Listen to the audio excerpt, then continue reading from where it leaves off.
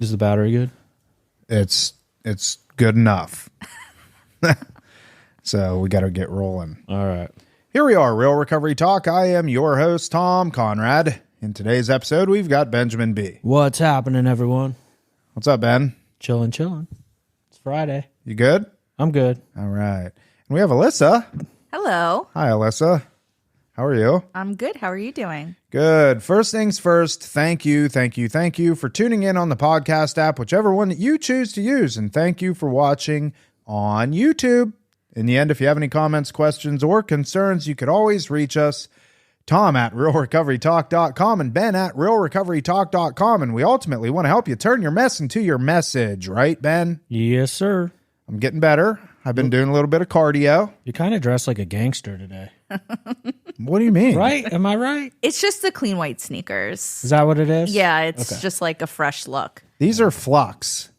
Flux. So if you remember correctly, we had Matt Williams on episode 317, the founder of Fro Pro. You know him? I love him. Yeah. Great guy. He came on and he was rocking the Flux. And I had seen them on Instagram and I had never purchased. And then Matt comes in and he has them. I'm like, I'm getting them. That was it. So I bought 2 pair. I bought the clean whiteys and a pair of black ones. And I'm telling you, they're the most comfortable shoes I've owned yet. And I have wide feet. Mm-hmm. So you got the nice wide toe box, Ben. You know, they're perfect. I can see. It's a very adult statement. Comfort meets style. Yes. Some days he walks in like an old man with his plantar fasciitis. No, I haven't had that in a while. Oh, it went away? Yeah. It was cured. Yeah. Now I have patellar tendonitis. Oh, okay. Something new. In my knee.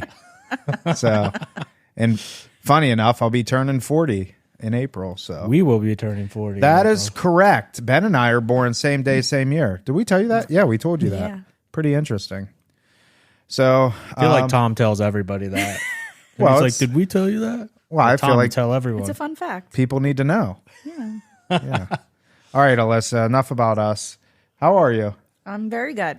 Yeah, get the No mic a little complaints. bit closer, and it'll tilt down Short, like okay, is that good? There, perfect. Okay. So Alyssa came on the show. Actually, kind of funny how this happened. So Alyssa is the host of. Well, I'll let you say it. Okay. Go ahead. So I'm the host of the Banyan Podcast. I work for Banyan Treatment Centers in Yes. Pompano Beach, Florida. Well, I guess we're nationwide, but that's where our corporate office is based out of. And I had you on the Banyan Podcast as a guest. And it was fun. Yeah. So now we're just flipping the script. Now we're just flipping the script, and now we're having Alyssa on. So we're killing 2 birds with 1 stone. Sorry we're animal lovers here, so don't be offended by the killing 2 birds with 1 stone. Ben, get it? Yeah, I got you, Tom. Anyways, My dad jokes are better. Yeah. You just sit tight. Alyssa. So let's just get right into it. Tell us a little bit about your story. We actually got sober pretty close. Yes. In time. So go back a little bit. Tell us a little bit about yourself, kind of where you grew up, a little bit about your addiction. We'll go from there. Yeah, sure. So my name's Alyssa. I'm originally from New Jersey. Typical story of a girl in recovery in South Florida. That's what makes her an addict right there. Yeah. New Jersey. Done deal. And I'm interview. Hispanic, so I can be very crazy at times. No, I'm just kidding. We've got to meet Nicole. She's one of our therapists. I'll make sure you meet her. But in all seriousness, I do believe that my Hispanic heritage kind of did play into my addiction a little bit because of a very large family. You have to be loud if you want to be heard. A lot of kids running around all the time and a lot of partying. So heavy drinking was normalized at a very young age for me. I like to use the terminology recreational abuser because, our parents were very normal during the week. They worked very hard, instilled very good values in us. But when the weekend came, they were partying. And any excuse to party and drink, they were doing it. It didn't matter if it was your 4th birthday, your 5th birthday, your 6th birthday. Our parents are probably a little sauced. So, growing up like that, going to school, finding my own friends, finding my own relationships, I was definitely drawn to that because I thought that that's what you did when you got older. And, you know, young 16-year-old girl wants to be cool. So I want to drink and party.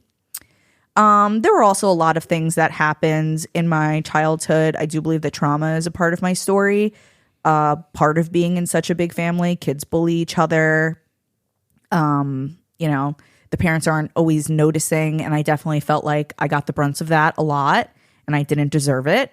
And because we all live so close to each other, it's not just like it was my cousins and my family on the weekend. I went to school with them too. So a lot of times that same behavior can be picked up on with friends or, you know, kids in school with you. So I didn't always have it the easiest. I definitely wasn't the coolest in school. So when I did find that group of people that drank and partied and accepted me, I just completely ran with it. And it led me to be a people pleaser. You know, I did a lot of things because I wanted people to accept me, which included doing substances, which was something that I never had an interest in at all. Drinking, sure, that was normal for me. But I was never that person that was going to smoke weed and do cocaine and X, Y, and Z. I was they nominated me as like the class representative for the DARE program back in the day. That's interesting. That's like the stamp of doom. Yeah. Yeah. Like Yeah, Yep, you're I screwed. had to walk up on that stage and give a presentation, all 4 feet of me at the time. But anyway, it was a pretty quick progression for me. I think at 17 years old, I started smoking marijuana. And by 19, I was using heroin. And, you know, like I said, it wasn't really intentional. It was always like, try this next substance. Oh, you're being so lame. Why won't you do this? Why won't you do that? And actually, the first time I used heroin, I didn't know it was heroin. And I was immediately hooked. And What'd you think it was? Or do you remember? they told me it was D. D? Yeah, some nickname. You know, I'm an innocent New Jersey girl from Yeah. the suburbs. I had no idea what any of this stuff looked like. You know, ironically, my parents are from New York and they moved us out of New York to get away from the drug usage and then brought me to a suburban city where it's all behind closed doors and people are partying in people's basements and using drugs anyway. And the point of that statement is it doesn't matter where you are. If you seek it, you can find it. Let me ask you something just in regards to that. What do you think, how do you think it would have been different had they not moved you out of New York? Because, and the reason I ask that, arguably, maybe it would have been better for you to just stay there because you would have gotten an opportunity to see the destruction that it can cause people. 1,000%. So you think they might have did you a disservice? I mean, unintentionally, yes. And Yeah. I do believe that because just from the example of my siblings, my brother and my sister, they're a lot older than me. I was in welcomed accident. Yeah. There's an 8 and 10 year difference between us, but they were in the city. They saw that. They knew, okay, I can't ride my bike down the street. You know, I can't do this. I can't do that. And they are so straight edged. Wow. And my parents always found it like to be a really big surprise that I wound up the way that I did. But yeah, I mean, they saw that. They got to witness it. They were, you know, walking past the homeless guy with the needle hanging out of their arm. I mean, you see that stuff and it leaves an impression on you. You see that and you're like, oh, I don't want to grow up to be a drug addict. And when you don't see that stuff and you're a little ignorant to it, Yeah, and you definitely could be more experiment and- susceptible. Oh boy. Yeah, that's interesting. So 19 or 8, when did you start heroin? 19. And then you ended up getting clean at what age? 22. So what happened in that 3 years? Oh my goodness, so much happened in those 3 years. You know, my parents obviously were not ecstatic about this new lifestyle choice I had decided on.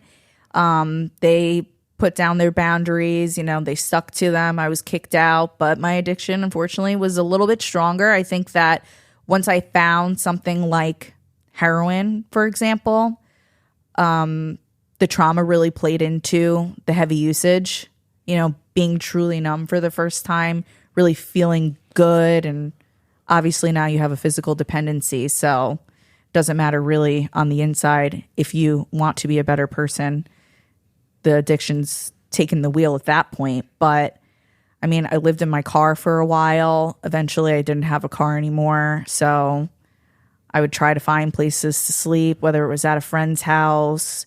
Maybe it was an abandoned car sitting in somebody's driveway. I did a lot of really bad things. A lot of really, really bad things to support my addiction. And, you know, nobody really stood up for it. I don't know how I lasted 3 years on the street the way that I did. So when your parents found out, did they throw you out of the house? Or? Immediately. Yeah. Yeah.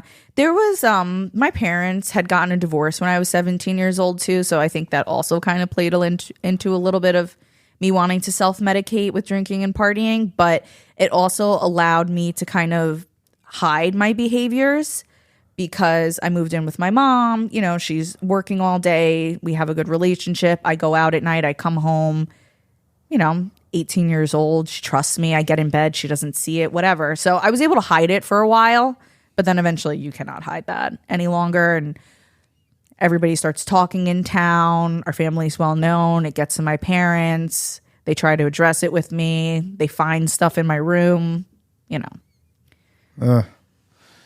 How was your dad through that? Like, was he? I mean, he was obviously devastated. I'm his baby girl. He tried to support me in the way that he can, you know. I mean, try to get me to go to therapy. What do I need? I remember actually going to therapy and thinking that was going to be the solution to my problem, but not actually like stopping using drugs. But, you know, nobody supported it at all. Eventually they got to the point where, you know, no more. I finally asked for help. I'll never forget it. It was like June. It was so hot. I couldn't find anywhere to sleep. I slept in my friend's backyard on a lawn chair, and I woke up like covered in mosquito bites. I was miserable. I was like, why am I doing this to myself? You know, and I reached out to my parents, and they were immediately like, okay, let's go. You know, we'll pack some stuff up. They dropped me off at the airport. They both came to say goodbye to me. They gave me $20, and they were like, here you go. Have a good life, because you are no longer welcome in the state of New Jersey. You better figure it out. Huh. And I got on that plane, and I did. Go ahead, Ben. Where did you end up going to treatment and all that? So I went to treatment twice, technically. The first time I went to the Watershed. Oh, yeah. The one in Boynton Beach. And then after that, I came back home. You know, it didn't take very long, maybe a couple weeks, where I was like, okay, just kidding, I need to go back. Did your parents take you back in after Watershed? Yeah. Well, that description was for that last time. Actually, I don't even remember. It was so many years ago. My memory's kind of blurred on the fact of when it was specifically, but yeah. Well, you have baby brain. I do have baby brain. This is a good time to say that Alyssa just has a 5-month-old baby girl now. So nice. any cognitive dysregulation is totally warranted. So be easy, Ben. All right. All right. She's basically telling my story, like everything you're saying. So no, that's so I wanted to. Well, two things. One, you know, it's funny when. And we all can relate to this, that you're sitting in front of somebody, and in this case, we're sitting in front of you, Alyssa, and what you're describing, like looking at you, it's like, get out of here. Homeless in New York / New Jersey for 3 years, like couch surfing, sleeping on your friend's lawn chair, you know, covered in mosquito. Like, you know what I mean? Like, it's hard to even wrap your head around that. What? Do you agree? No.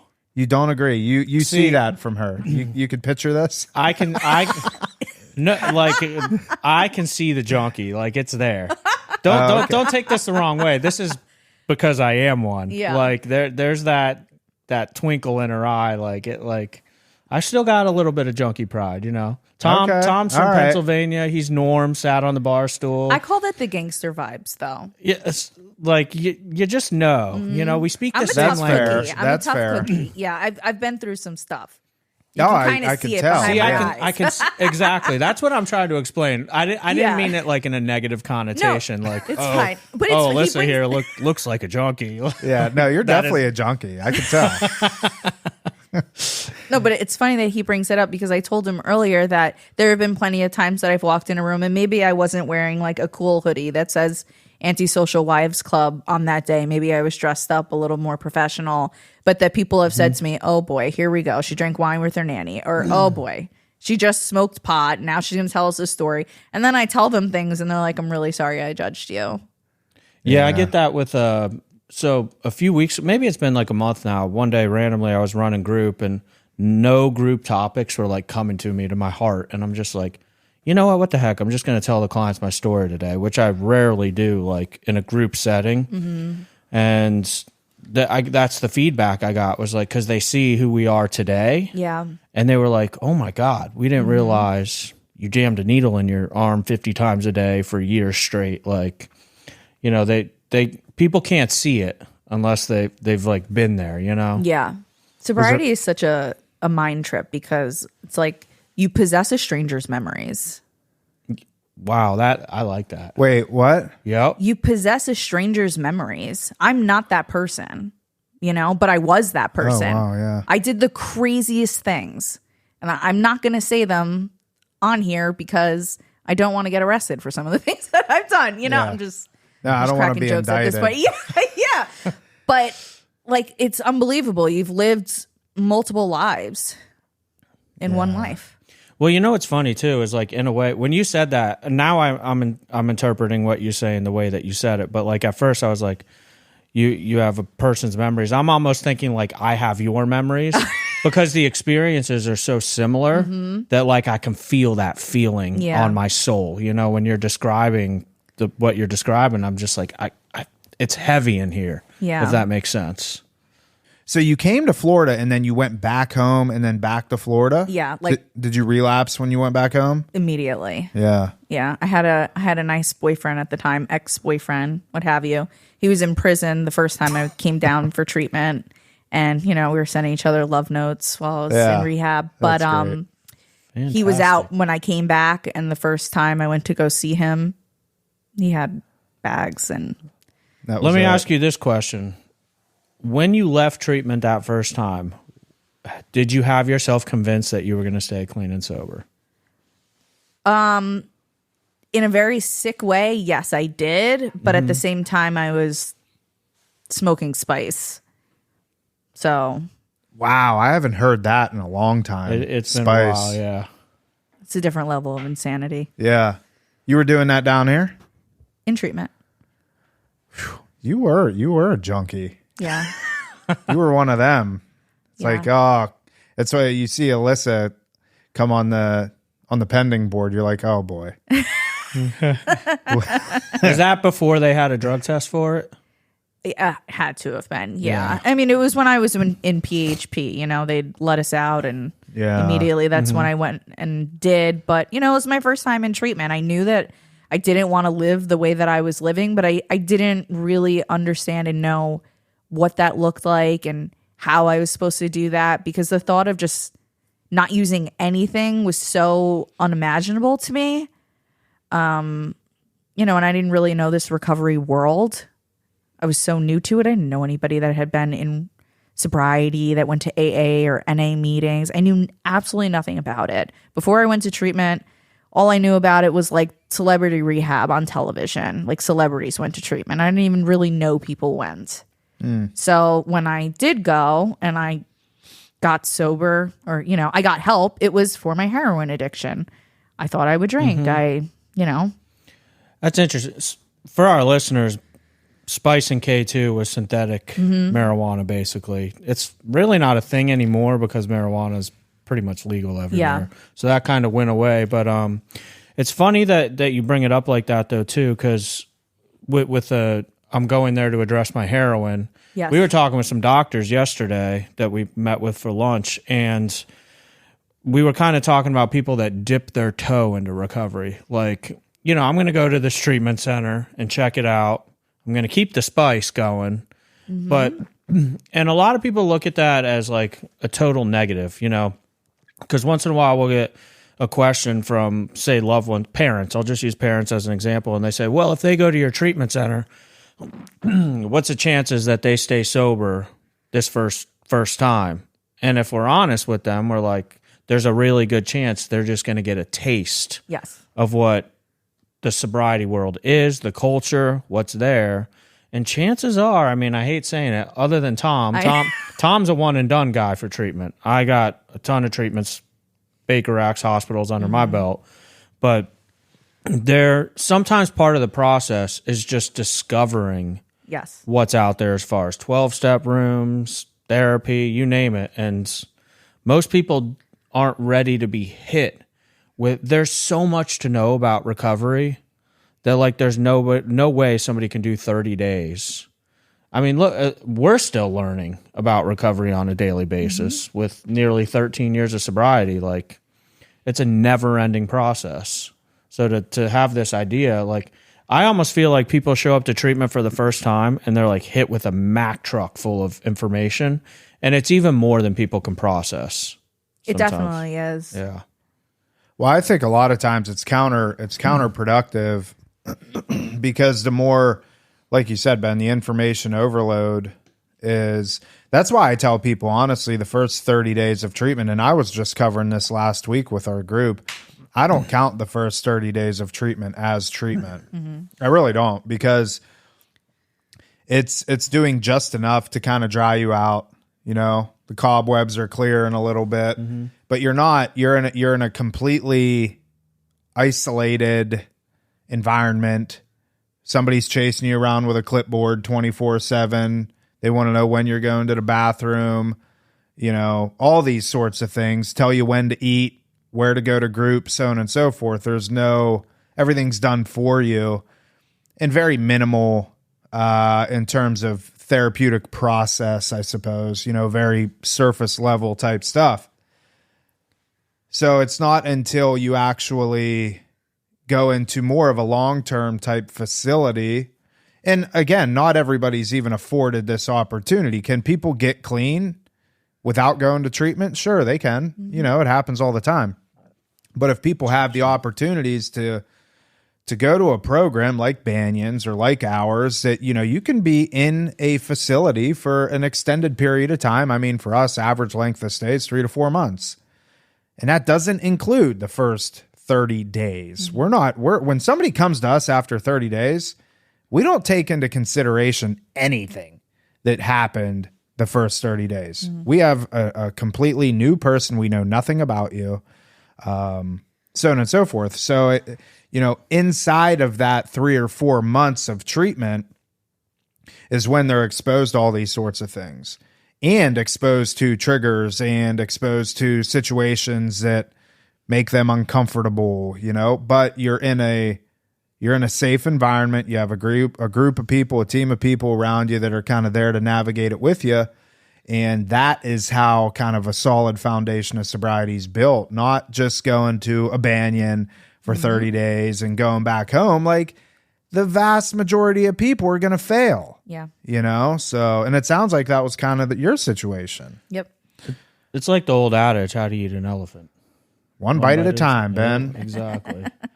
So let's get into when it actually stuck. Like, when you're like, okay, enough's enough, and you know, you know, Yeah. did the deal.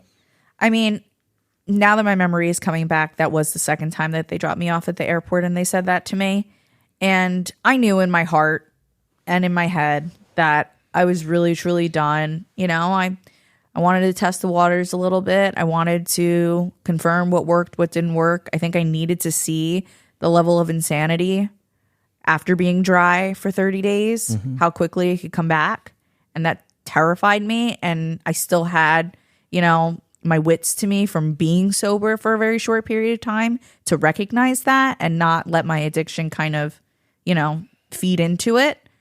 So I got on that plane, I came back to Florida, and I knew in that moment, because I had heard about halfway houses, that was going to be what I was going to do afterwards. And I went to treatment, I listened, I participated, I tried to be as involved as possible. I joined their PHP program after the fact. I went to Halfway. I went to all the meetings, and it worked that time. I made that community for myself. I immersed myself in the recovery world, and fortunately for us in South Florida, it's pretty easy to be a person in recovery as opposed to going back home and trying to find that little pocket that might not exist in your area. And it was nice to know that there were other young people in recovery, because I think as a 22-year-old, that's probably the biggest struggle. You're still young, you're still impulsive, you want to have a good time. And it's like, how do you do that being sober when all your life you've been taught that you have a good time by drinking and partying? So once I got a taste of being sober and being young and having a good time, it was really easy for me to put one foot in front of the other and get to where I am today through that support. What did the having fun look like for you, like in the first year? I mean, to be honest with you, it might not work for a lot of people, but we used to go to the club and go dance 30 sober people deep and, create that safe space for ourselves while also feeling like somewhat of a young adult and not feeling like we were shielding ourselves from some of these things. And I know that doesn't work for a lot of people because alcohol can be triggering for them. But for me, it kind of helped with desensitizing. Like, I can go to a place like that and I don't have to drink to have a good time. Or, just going to the beach with friends, hanging out, going to see a movie. I mean, whatever young adults do, I was able to laugh and, belly laugh, completely sober, no substances, and like feel those natural endorphins and realize like I don't need to get high to have a good time. So you were 22 when you got sober. Yep. There's a key component to what you just said, I believe, that I'd like to pick out of there. Okay. You said you went to the club 30 people deep. Yes. How did you end up 30 people deep? What did that process look like? I just being really social at meetings and meeting a lot of people and staying connected to that group that we got sober with. Unfortunately, a lot of those people aren't around anymore. But it's just like the halfway houses knew each other. We'd all put $20 in, get a VIP table with way too many people, and have a good time. So I'll say this. I never did any of that. Like if I had a sponsee come to me that had like 30 days, and they told me they were going to the club, I'd be like, no way. Now, if they told me they were going 30 people deep and I knew legit 30 people from the rooms were going with them, I'd be like, oh, okay. Yeah. And I think that is really key to bring up because obviously you got yourself involved. Mm-hmm. Like with the thing that scares me, is like when one of our clients, for instance, is like, hey, Ultra Music Festival is coming into town. They're like, I'm going to go to Ultra. I'm like, oh, who are you going with? Oh, a friend's flying in from New York and and I'm like, no way, dude. Like that's a true story. That is a true story. Yeah. Yeah. And that individual is no longer, isn't clean. Yeah. So. Yeah. No, that's a good point. I love that. Might be clean now. I don't know. Oh, okay. Mom might be listening, so I don't want to misconstrue the facts. Well, it's just funny because, before I got sober, I was always like seeking this group of people that like to have a good time, but it was like drinking. And then in recovery, I found that same type of person, but sober, and we still had a good time. And I know that that's not like the best practice for people in early recovery, but people are going to do it. They're going to do it. So do it safe. And we did, and we loved it, and we made great memories, and we laughed. And I say a lot of them aren't around anymore, but I do still communicate and talk to a lot of them that are around. Ironically, and we were kind of talking about this earlier, you can cut this out, but like the women that were involved in that are not around. All the guys. I don't want to cut that out. Okay. Why do you think that the women aren't around? About? I don't know. Okay. Like they passed away, or you just lost communication? Like lost communication. They moved away. They went back home. Right. I think a lot of them are probably drinking now. Yeah. I know a couple are maybe sober, but they're not around. But a lot of those guys that I was part of that core group with, they're still around. You probably know a lot of them. They work in treatment. They're still sober. I'm still good friends with them. Where I went to, we were talking House of Principals, and there was a group of guys that would do the same stuff. I never did it just because I didn't like clubs. Right. Never was my thing. I'm not a dancer, nor do I ever want to be a dancer. You know, I sat at a bar and listened to old country music, and literally my life was like a country song. At 25 years old, Tom was an old man. Yeah, old soul, you know. But I don't hate that. You know, I think that Ben brings up a good point. You know, we're power in numbers, you know, and the more people that you have. I love, and it's funny, I'm not a club type person, but I love electronic music. Like if you go into my car right now, it's I have Spotify house music playing all the time, you know. But that was something that just never really appealed to me. But today it would appeal to me. And Ben and I, actually, funny, we were talking about going to not Ultra, but a different music festival in Tampa. Yeah, you wanted me to go to Sunset Music Festival. I did that one time in sobriety. Because I've never done it. I've never been to something like that. And I want to go. But I know that there's sober people there. And honestly, like, drunk people at this stage of my life are annoying. You know, so I want to find, or at least be with a few sober people. Not because I'm at risk of drinking, but because I don't want to be surrounded by a bunch of idiots. You don't want to babysit either. Right. You feel obligated to if you're the sober person around a bunch of drunk people. Yeah. And, you know, so Ben, can we do that, please? Please. Go to a music festival? Just me and you. And Alyssa. And your husband. Finally, our honeymoon, Tom? Yeah. I don't know your husband, but I can't invite you and not your husband. I guess I'll invite my wife and your wife. It'll all be a family thing. All right. We'll all get babysitters and go to Ultra Music Festival. So over the course of your 12 years of sobriety, obviously you got involved at Banyan 8 years ago. Yes. And you asked me this question, so I'm going to ask you this question. Talk a little bit about the fruits of sobriety. Obviously, your baby probably being the biggest one at this point. Especially right now, yeah. Yeah. Talk a little bit about that. Yeah, sure. So fruits of sobriety, as you were also discussing, the material things came pretty quickly, and that was amazing. And I do think that there is some value in focusing on the material things early on, because a lot of these people come to treatment, they don't have a license anymore. They don't have a car. They don't have a home. They don't have clothes. So when they can start to collect these things again, they feel really good about themselves, you know? But then you get to a certain point where it's like, okay, what else? You know? Because at the end of the day, you could spend $100 shopping and be excited about something, but then that fades after, you know, a day or two. Yeah. You need things that are long lasting, that make you proud, make you excited. And for me, it was always about like, okay, I'm going to go back to school. I'm going to get an education. I want to work hard. I want to have a career. I want to get married. I'm going to find that guy. I want to have a baby. I want to have, you know, I want to own a home. And when you stay sober, it's very easy to do those things. You know, you just put one foot in front of the other and you work hard and these things come to you. And a lot of times I can't help but say that a lot of opportunities came to me as a God moment, because I feel like it was just whenever I opened my heart and my mind to something, it kind of just happened, or it fell into place, or that perfect opportunity was there that led me to that next path in life.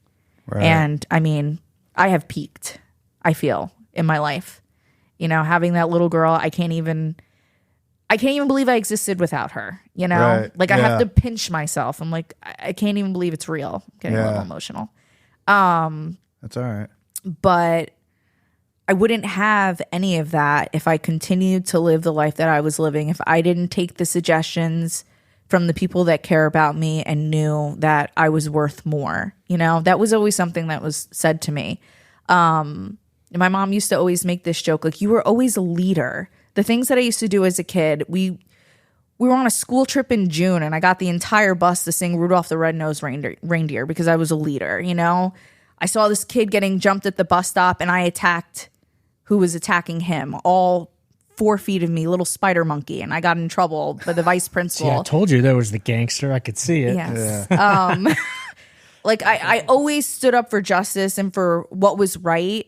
So when I did fall into a deep, depressed, addictive state, they were very shocked, and they knew that there was so much more to me if I could just get out of that.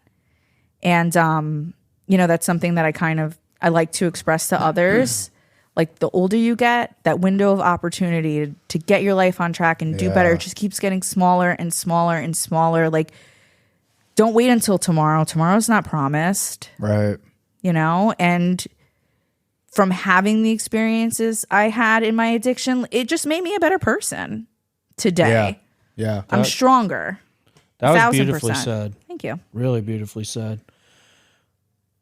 Let me ask you this, because it's kind of been a theme, I feel like, at least for me, and generally in reference to young men. We've been talking about this on the podcast. And I can only reference young men because generally, like when I sponsor guys that, from your perspective, you mentioned the material stuff came really quick. Like, tangibly speaking, what did that look like in early recovery? What did you first do for work? Where did you go from there? Just like... She worked at the club. No.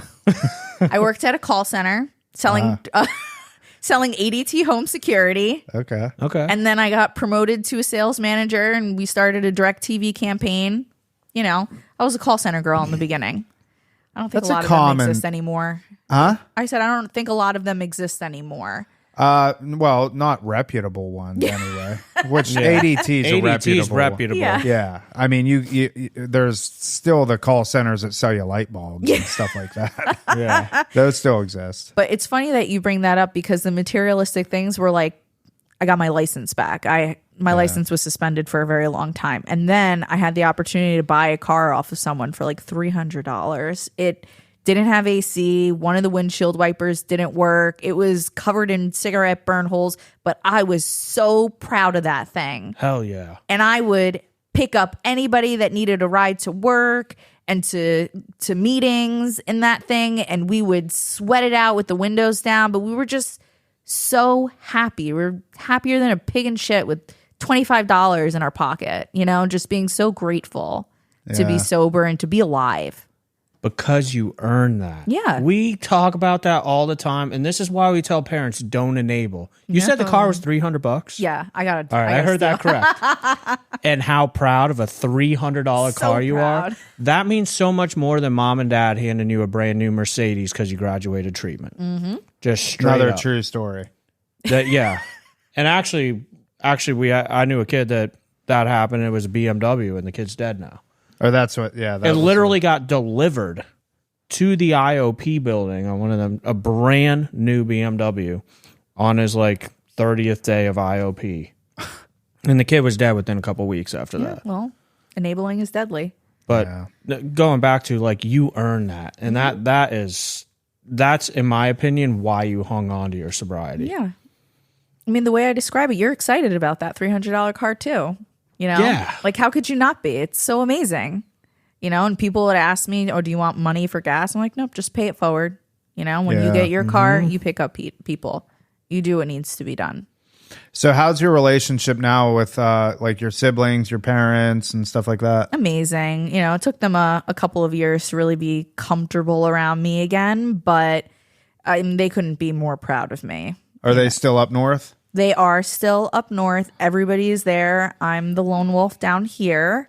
But, I make pretty frequent trips, obviously not in the past year because I was pregnant and baby and whatnot. But this year for Christmas, I'm hosting it for the first time ever in my new home with all of our family and our new baby. And I'm so excited to be able to do something like that. Yeah, that's great. Yeah. So your whole family's coming down? Mm-hmm.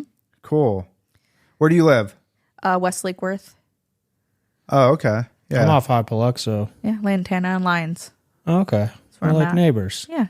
I'm in Royal Palm Beach. So I'm west, but more. Yeah. That's cool. Yeah, I think for them, especially my wedding, for example, and I'm sure that, maybe your family is going to attest to this. It's they never thought in a million years that you would have the life that you have today. They were just praying to God that you would stay alive. So when they see you hit such huge monumental milestones in your life, it's just all the feels and such an emotional experience. And, you know, it's very apparent in how they react with me, you know, today. And we always tell each other we love each other. And, you know, there's no hard feelings anymore. It's in the past. Yeah. I want to ask you something. We don't have to talk about this, or we can. Your husband, did you meet him? Is he in recovery? Yes. So how, again, we don't have to get into this, but I like to, if an opportunity ever presents itself. How did that go? And like, when did you guys meet? How did you start dating? So on and so forth. Like how much sobriety time did you guys have? Or did you meet in detox? We did not meet in detox. All right. His story is a little more colorful than mine, but it's not my story to tell, so I won't say as much. But yeah, we met through friends. The first time I met him, he left an impression on me. But he wasn't in the best state at that time.